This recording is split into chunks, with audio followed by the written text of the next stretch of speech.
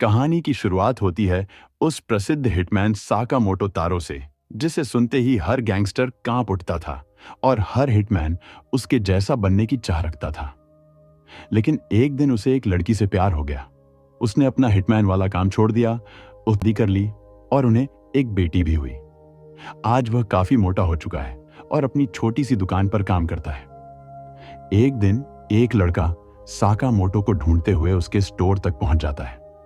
उसी समय साकामोटो एक बच्चे को निशाना लगाते हुए देख रहा होता है, जो बार बार उसकी दुकान पर आता है। अचानक उस बच्चे के बैग से इंक की बोतल गिर जाती है, जिससे एक आदमी की सफेद शर्ट गंदी हो जाती है।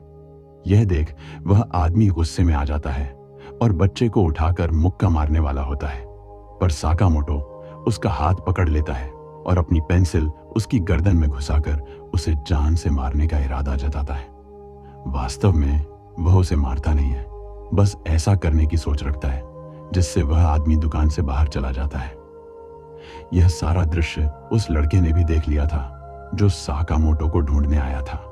वह जानता है कि साकामोटो उस आदमी को पेंसिल से मारने का इरादा रखता है। असल में वह लड़का भी एक हिटमैन है, जिसका नाम शिन है और उसे साइकिक कहा जाता है, क्योंकि वह लोगों का दिमाग पढ़ सकता है। साकामोटो शिन को एक थप्पड़ मारने का सोचता है। यह देख शिन डर जाता है और कहता है, मैं शिन हूं और मैं आपके अंडर काम करता था। दोनों बाहर जाकर बैठ जाते हैं। शिन कहता है, यानी कि सच में आप एक छोटी सी दुकान पर काम करने लगे हैं। मैं चाहता था कि आप अपने पुराने हिटमैन वाले काम में वापस लौट आएं।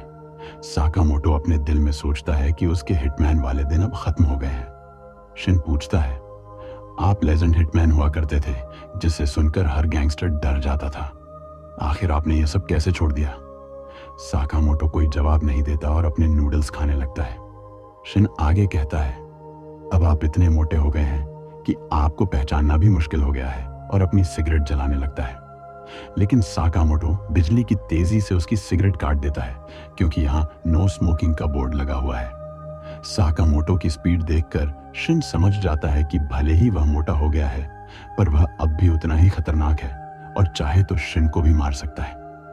इसी दौरान एक डिलीवरी वाला साकामोटो का कुछ सामान लेकर आता है और उसे साकामोटो की मदद भी चाहिए होती है, क्योंकि उसे अपना पेड़ काटने में सहायता चाहिए होती है।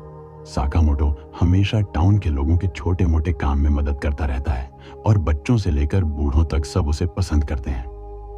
इतने बड़े हिटमैन को ऐसे छोटे काम करते देखकर शिन को गुस्सा आता है और वह कहता है कि उसकी नजर में साकामोटो की इज्जत कम हो गई है।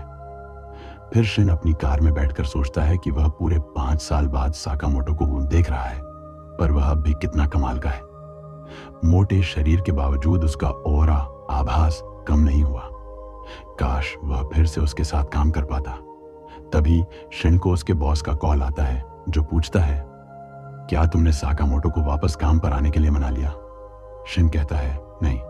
इसके बाद बॉस कहता है, तो फिर उसे मार दो। अगर कोई हमारी गैंग छोड़ देता है तो हम उसका सफाया कर देते हैं।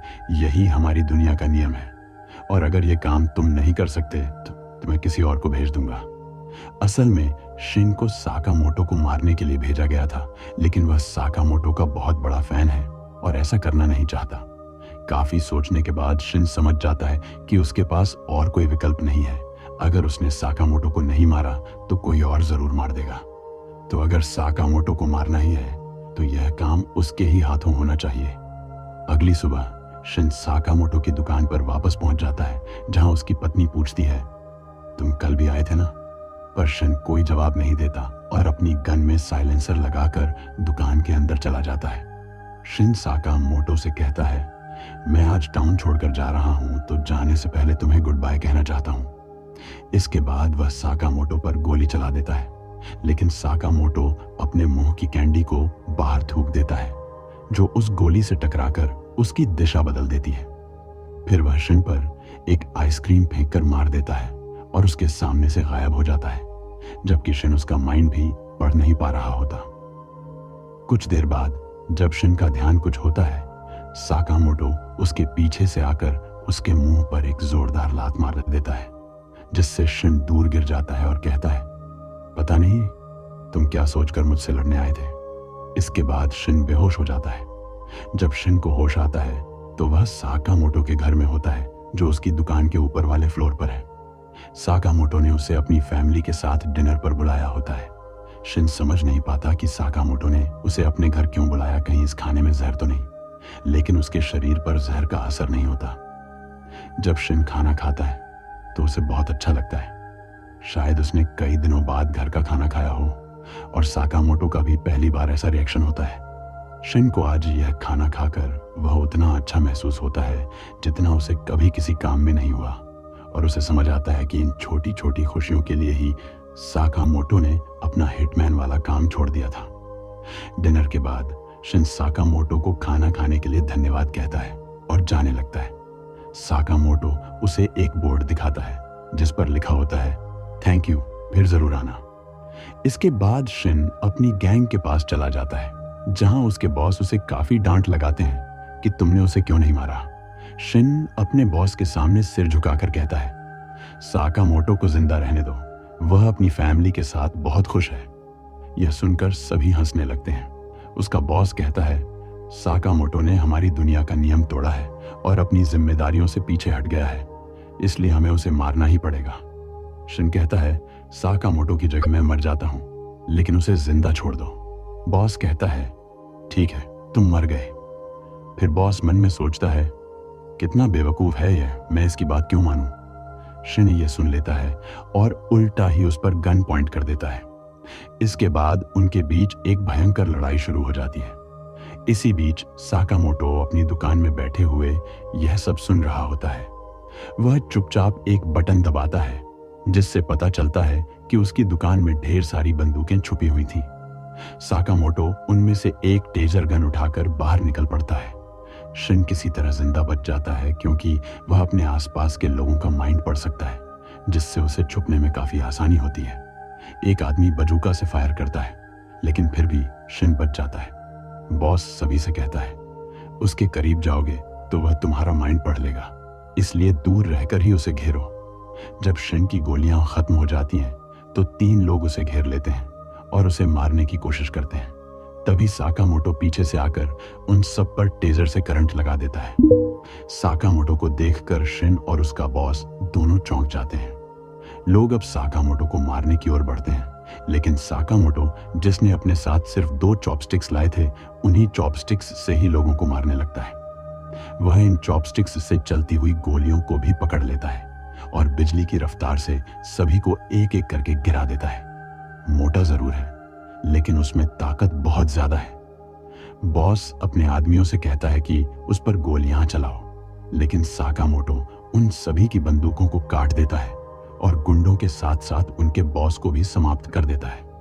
यह सब देखकर शिन समझ जाता है कि साकामोटो अब भी एक लेजेंड हिटमैन है। शिन पूछता है, मुझे कैसे पता चला कि तुम यहां हो? साकामोटो बताता है, जब तुम बेहोश थे तब मैंने तुम्हारी गन में एक ट्रैकर लगा दिया था। फिर शिन कहता है, अपने वादे के अनुसार मैं आज यह टाउन छोड़कर चला जाऊंगा, लेकिन साकामोटो उसे अपनी दुकान की एक यूनिफॉर्म दे देता है और कहता है, तुम्हें 1 घंटे के मिलेंगे और ओवरटाइम का पैसा अलग से। यानी साकामोटो शिन को अपनी दुकान में काम करने का ऑफर दे रहा था, जिसे शिन मान लेता है। अगले दिन से ही शिन साकामोटो के साथ दुकान पर काम करने लगता है। वह देखता है कि कैसे साकामोटो अपनी माइंड रीडिंग पावर से लोगों को उनका सही सामान दे रहा है, और साकामोटो की पत्नी और बेटी भी उसके साथ खुश रहती हैं। एक छोटा बच्चा उसे बाहर खेलने के लिए बुलाता है, लेकिन शिन कहता है, अभी मेरी शिफ्ट खत्म नहीं हुई है, ये काम मेरे पुराने काम से कहीं ज्यादा अच्छा है। बच्चा पूछता है, पहले तुम क्या काम करते थे? इस पर साकामोटो अपने दिल में सोचता है, अगर मैंने तुम्हें बताया तो तुम्हें मार डालूंगा। और शिन कहता है, पहले मैं सफाई का काम करता था। और इसी पर यह एपिसोड समाप्त हो जाता है। तो दोस्तों, साकामोटो और शिन की जिंदगी में अब क्या खतरा आएगा, ये हमें अगले एपिसोड में ही पता चलेगा। अगर आप चाहते हैं कि मैं अगला एपिसोड भी एक्सप्लेन करूं, तो कमेंट बॉक्स में यस जरूर टाइप करें। अगर आपको यह वीडियो पसंद आया हो तो इसे लाइक और शेयर करें, और